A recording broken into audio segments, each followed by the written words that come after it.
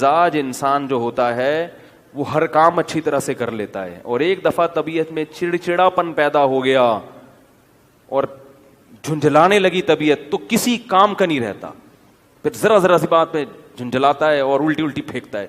اور یہ میں آپ حضرات کو بھی ایک بات عرض کر رہا ہوں، آپ کے سامنے بھی، یہ بھی دین کی ایک بات ہے، اس کو بھی بیان کا حصہ سمجھیں کہ سب سے زیادہ فوکس انسان کو اپنے دماغ کو کرنا چاہیے کہ میرا دماغ سکون میں رہے۔ یہ یاد رکھو، ہر جسمانی بیماری کا علاج ہے، دماغ کی سیٹنگ جب ایک دفعہ آؤٹ ہوتی ہے تو وہ دوبارہ لائن پہ نہیں آتا۔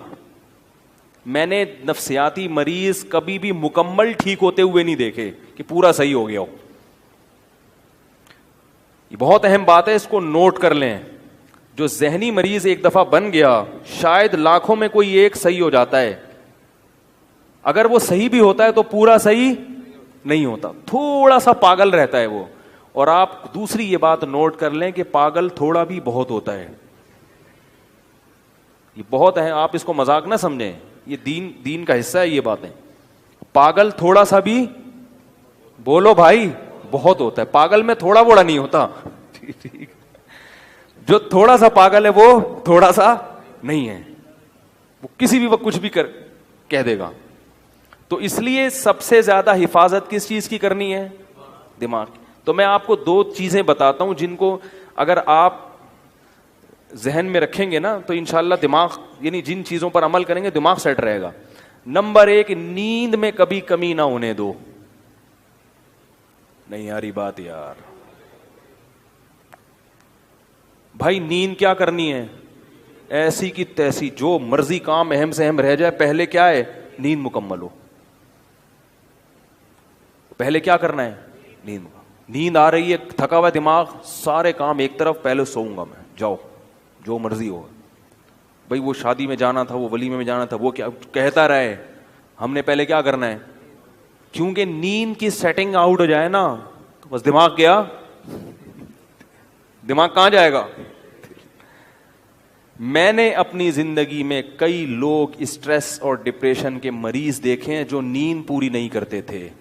نیند اتنی صحت کے لیے ضروری ہے کہ روٹی اور پانی اتنا ضروری نہیں ہے۔ بھوک، اگر دیکھو نیند سے بڑھ کر کوئی چیز ہوتی نا تو اللہ تعالیٰ رمضان میں ہمیں کہتے ہیں نیند پوری نہ کرو، روٹی کھاتے رہو۔ اللہ نے روٹی پانی چھڑوا دی، اللہ کو پتا ہے کہ جتنا مرضی بھوکا پیاسا رہو گے، جب کھاؤ گے تو ریکوری ہو جائے گی۔ کوئی 3 دن بھی بھوکا پیاسا رہے نا، جسم کو کوئی نقصان نہیں ہے، جب کھائے گا تو دوبارہ فٹ فاٹ ویسے کا ویسے ہی ہو جائے گا۔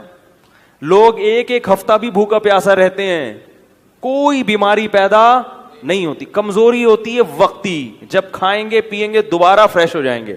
دیکھو نا رمضان میں سارا دن بھوکا پیاسا رہتے ہیں، جیسے ہی افطاری کا وقت آتا ہے 2 پکوڑے گئے پیٹ میں اور کمر ایک دم فٹ فاٹ سیدھی ہے، ایسے پریڈ کرتے ہوئے نماز کے لیے آ رہے ہوتے ہیں۔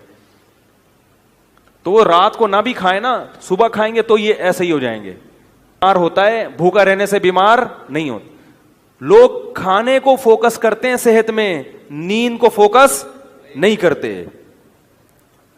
اللہ کرے یہ بات کسی طرح دماغ میں اتر جائے، کیونکہ اس کا ہمارے دین سے بڑا گہرا تعلق ہے۔ آپ کا دماغ سیٹ نہیں ہوگا، آپ نہ اللہ کے حقوق ادا کرو گے نہ بندوں کے حقوق، کیونکہ جو آدمی ڈپریشن کا مریض ہوتا ہے نا وہ گھر میں بھی چک چک پک پک لگا کے رکھتا ہے، خود بھی ڈپریشن میں آئے گا اور بیوی بچوں کو بھی ڈپریشن میں ڈال دے گا۔ بد اخلاق، نبی صلی اللہ علیہ وسلم نے کیا فرمایا؟ قیامت کے دن سب سے زیادہ میرے قریب وہ ہوگا جس کے اخلاق سب سے اچھے ہوں گے۔ تو اخلاق کے اچھے ہونے کے لیے چیمبر کا صحیح ہونا ضروری ہے، ٹھیک ہے نا؟ دیکھو بچوں کی نیند پوری نہیں ہوتی، کیسے چڑچڑے ہوئے ہوتے ہیں، خام خامی چیزیں اٹھا اٹھا کے پھینک رہے ہیں، اور جب بچہ رات کو اچھی طرح سو کے صبح اٹھتا ہے کیسا خوشی خوشی پھر رہا ہوتا ہے، حالانکہ صبح کے وقت اس نے کوئی اخلاق پر بیان نہیں سنا ہوتا۔ جب اندر سے سیٹ ہوتا ہے نا انسان تو خود بخود خوش مزاج ہوتا ہے، وہ ہر چیز میں دل لگتا ہے اس کو۔ تو اخلاق تو دین کا بہت بڑا حصہ ہے نا، اللہ کی باتیں بھی سمجھ میں آئیں گی۔ اگر چیمبر ٹھیک نہیں ہے نا تو کوئی اگر کہے کہ بھائی اگر نماز چھوڑ دو گے تو اتنے 1000 سال جہنم میں جلنا پڑے گا، تو آپ پہلے ہی جل رہے ہو، دماغ خراب ہے، بولے یار یہ پتہ نہیں کون سی شریعت ہے یار، ایک تو جہنم میں جلنا پڑے گا یار، اندر سے نا یہ ایسی ایسی باتیں کرے گا, کیونکہ اندر سے ویسے ہی خوش نہیں ہے, اوپر سے جہنم کی وعیدیں, تو اور اسٹریس میں آ جاتا ہے وہ کہ یار یہ کیا ہوا یار, ایک نماز چھوڑنے میں اتنے یہ کیا ہوا یار, تو بجائے یعنی دین سے بھی دور ہوگا. تو پہلی چیز کیا ہو گئی, بولو بھائی, نیند. نیند پوری کرنے کا مطلب یہ نہیں ہے کہ پوستیوں کی طرح سویا کرو, یہ مطلب نہیں ہے. یہ کیا مطلب ہے وہ میں ابھی بتاتا ہوں. دوسری چیز کیا ہے, دوسری چیز ہے ٹینشن نہیں لینی. ٹینشن نہیں لینے کا مطلب یہ نہیں ہے کہ آپ کو کبھی ٹینشن ہوگی نہیں. ہے تو دنیا میں کوئی ایسا شخص ہے ہی نہیں جس کے سارے کام صحیح ہو رہے ہوں. اس پر تو ایک مستقل بیان ہے میرا کہ دنیا میں یعنی انسان جو ہے نا ڈپریشن کا علاج کیا ہے, تو میرے 3-4 بیانات ہیں, وہ آپ تفصیل سنیں. میں ابھی مختصر ایک بات بتا رہا ہوں کہ دیکھو دنیا میں ساری چاہتیں کسی کی بھی پوری نہیں ہوتی. یہ تو ہو ہی نہیں سکتا کہ آپ جو چاہیں وہ ہو جائے. لوگ وزیر اعظم بنتے ہیں, جیل میں چلے جاتے ہیں, حقیقت ہے یہ. کہاں کہاں انسان پہنچتا ہے, پھانسی کے پھندوں پہ لٹک جاتے ہیں, اور معلوم نہیں کیا کیا ہوتا ہے. تو ساری چاہتیں نہیں پوری ہونے والی ہیں آپ کی. تو اب حل کیا ہے اس کا کہ بھئی ہر خواہش پوری کرو, یہ تو ہو نہیں سکتا. تو بھائی سمجھوتا کر لو. کیا خیال ہے, جب بھی کوئی مصیبت آئے پہلے تو کوشش کرو مصیبت نہ آئے. اپنی حماقتوں ایسی کام نہ کرو جس سے ٹینشن والا معاملہ پیدا ہو. میں نے بتایا تھا نا جمعے کے بیان میں, لڑکیوں سے دوستی لگانا, یہ چیزیں آپ کی ٹینشن میں اضافہ کریں گی, کمی نہیں کریں گی.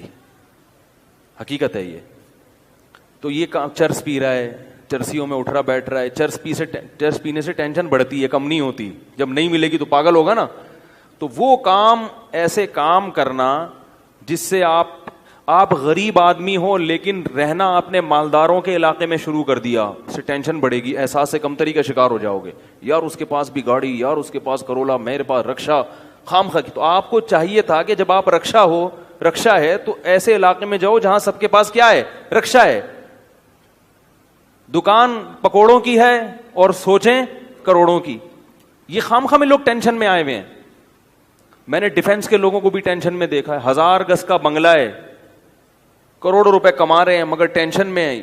یہ میں ہوائی باتیں نہیں کر رہا. لوگ آتے ہیں کیوں ٹینشن میں کہ پڑوسی کے پاس اس سے بھی زیادہ ہے. تو یہ ٹینشنیں قدرت کی طرف سے نہیں ہیں, یہ آپ کی اپنی پالی ہوئی ہیں. تو نبی حدیث میں نبی صلی اللہ علیہ وسلم نے فرمایا دنیا میں ہمیشہ اپنے سے کمتر کو دیکھو. یار میرے پاس رکشا ہے اور فلاں آدمی قسطوں پہ بھی رکشا خریدنے کی صلاحیت نہیں رکھتا. سڑکوں پہ فٹ پاتھوں پہ پڑے ہوئے ہیں. 3 دن پہلے صدر گیا میں تو دیکھا فٹ پاتھ پہ لوگ پڑے ہوئے ہیں. میں نے کہا یار یہ بھی لوگ ہیں, نہ گھر ہے نہ بال بچے. ایک کنوارے کا فون آیا, ایسے جیسے وہ نہیں ہوتی, کیا بولوں میں, ایسے طنز کر رہا تھا. کہہ رہے یار کوئی رشتہ ہی نہیں دیتا, یہ زندگی کوئی زندگی ہے. تو میں نے سوچا, میں نے کہا دیکھو وہ جو صدر میں فٹ پاتھ پہ پڑے ہوئے ہیں نا, ان کو کوئی دے گا رشتہ؟ میں نے کہا تمہیں ابا نے گھر میں رکھا ہوا ہے, روٹی پانی پنکھا سب مل رہا ہے, دعا کرتے ہیں اللہ کوئی انتظام کر دے. نہیں کر رہے تو ان لوگوں کو دیکھو جن کو روٹی پانی بھی نہیں مل رہا. تو اپنے سے کمتر کو دیکھا جائے دنیا کے معاملے میں, اس سے آپ احساس کمتری کا شکار نہیں ہوں گے.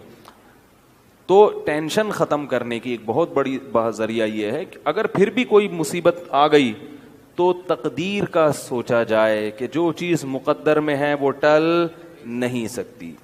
اور دنیا مسافر خانہ ہے, یہاں اگر ٹینشن ہے تو وہ بھی عارضی, یہاں کی خوشی بھی عارضی.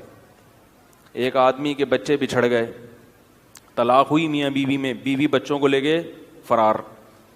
اب وہ میرے پاس آیا, ایسے بیچارہ, ظاہر ہے بچے تو یاد آتے ہیں, ایسے اس کی حالت خراب, اسٹریس. تو میں نے کہا کیس کرو عدالت میں. کہہ رہے عدالت میں کیس سے کوئی فائدہ نہیں ہے, نہیں ملیں گے بچے. بہت میں نے حل بتایا, یہ کر لو, تمام حل ناکام. میں نے کہا پھر یوں کرو. کیا کرو؟